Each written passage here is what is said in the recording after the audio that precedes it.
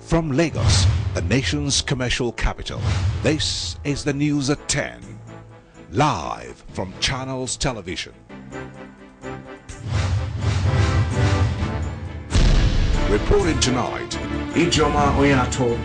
Good evening and welcome. Tonight, the former Secretary General of the Commonwealth, Emeka Anyoko, says the emergence of Dr. Goodluck Jonathan as the acting president has brought stability to the country.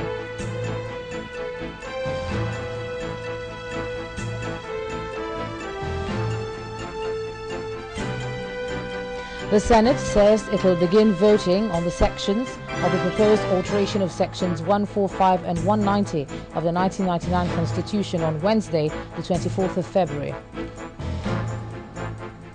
Former U.S. Ambassador to Nigeria, Walter Carrington, says Nigerian leaders should be accountable to the people to bring about sanity in the system. And Turkey's army warns of a serious situation after 40 senior military figures were arrested over an alleged plot to topple the government. And business news tonight. French energy firm Total to invest $20 billion in gas and deepwater exploration in Nigeria. On sports news, more troubles for Super Eagles duo of Nwankwo Kanu and John Otaka as Portsmouth FC goes into administration on Friday.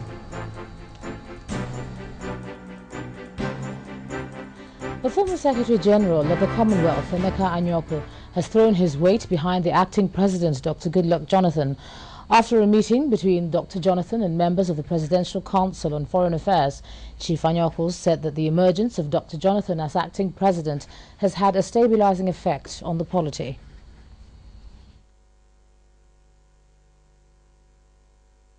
Before he became the acting president, our friends abroad and people at home were worried that the country seemed to be drifting. And there was concern that if the country continued to drift, you couldn't really predict what the end would be.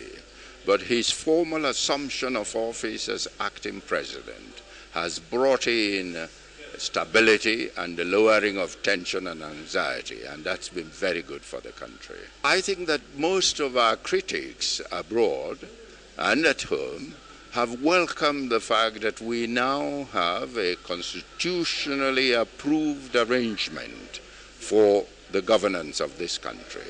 And that has brought in a much greater element of predictability, and that is what a stable country should aim at. Thank you very much. The Upper Legislative Chamber will at 12 noon on Wednesday, the 24th of February, begin voting on the sections of the proposed alteration of sections 145 and 190 of the 1999 Constitution. Speaking at the plenary session where the Senate continued the debate on the bill to alter the sections, the Senate President David Mark reiterated that there will be no voice vote as every senator will vote for each of the clauses as individuals. In their contributions, most senators advocated for a time limit given to the president or governor to write to the legislature whenever he is embarking on vacation to be 14 days rather than 7 as advocated by the proponents of the bill. Some others, however, noted that the proposed amendment was open-ended.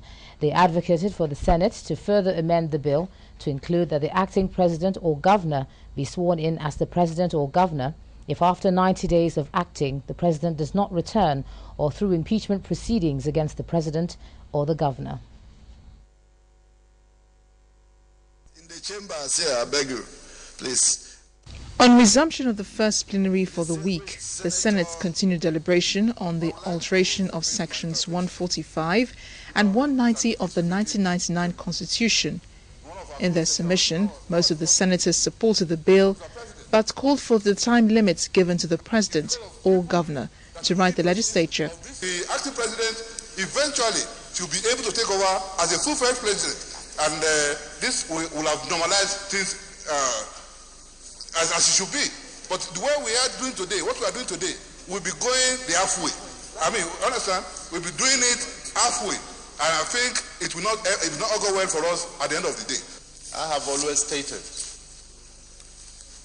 that in a democratic setting, solutions to problems cannot be as instant as coffee. It takes time.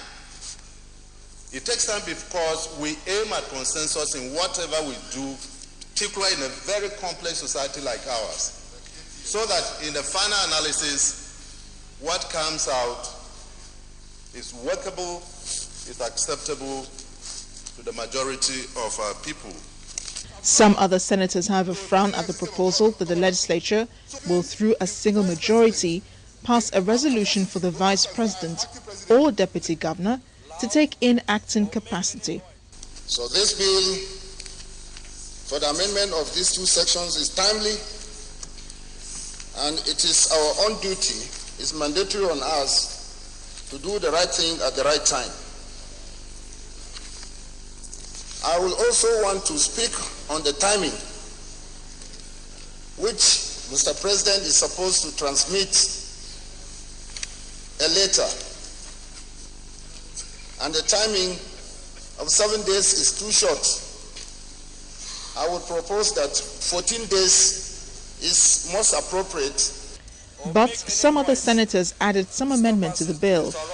They proposed for a time limit for the vice president or deputy governor to function in acting capacity. If we adopt the amendments as presented here, we are not going to be out of the woods. Presently, 145 makes the transmission discretionary. Now we are trying to make it mandatory. But in the process, we are creating another problem.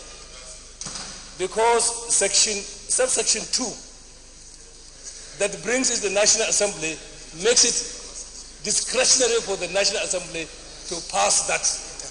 This is a problem, Mr. President. I think, rather than saying that the National Assembly may by a resolution, it shall be shall by a resolution. Because if we don't do that, we may end up having an overbearing, influential president not doing what he's supposed to do and then coming to influence the National Assembly. The Senate began the process of amending the Constitution following the absence of President Umar Musa Yar'Adua from the country for over 2 months without a correspondent to the National Assembly. Meanwhile, the acting president, Dr. Goodluck Jonathan, has sent his first correspondence to the Senate. Dr. Jonathan sent the 2010 Federal Capital Territory Statutory Budget proposal for consideration, while he also sent a list for the appointment of chairman and members of the board for the Code of Conduct Bureau. Of the 1999 Constitution of the Federal Republic of Nigeria also provides that the chairman and members of the Bureau shall be appointed by the President, subject to confirmation by the Senate. In this connection, there are vacant positions of chairman and 8 members of the Bureau. I have, therefore, in the exercise of the powers conferred on me by Section 154, subsection 1 of the 1999 Constitution of the Federal Republic of Nigeria, decided to appoint the underlisted as chairman and members of the Code of Conduct Bureau. 1, Mr. Sam Saba, chairman. 2, Ibrahim Manzo, member. 3, Chief Stephen F. Beku Fula, member. 4th, Ambassador Habib O. Elabo, member. 5th, Dr. Mrs. Christiana Ekode Okori, member. 6th, Alhaji Dishina Mohammed, member. 7th, Prince Okechukwu Ikechi Nwadinobi, member. And 8th, Dr. Ademola Adebo, member. In accordance with the provisions of Section 154, subsection 1 of the 1999 Constitution of the Federal Republic of Nigeria, I hereby present nominees whose CVs are attached hereto for the kind consideration of the Senate of the Federal Republic of Nigeria. Yours sincerely, Dr. Goodluck Ebele Jonathan GCON.